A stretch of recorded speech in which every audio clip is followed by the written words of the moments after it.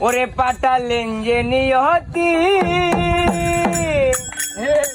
কার কাছে মিনতি ওরে এই জীবন আমি চাই না জীবন মানে তো যন্ত্রণা বেঁচে থাকতে বোধহয় শেষ হবে না জীবন মানে তো যন্ত্রণা বেঁচে থাকতে বোধহয়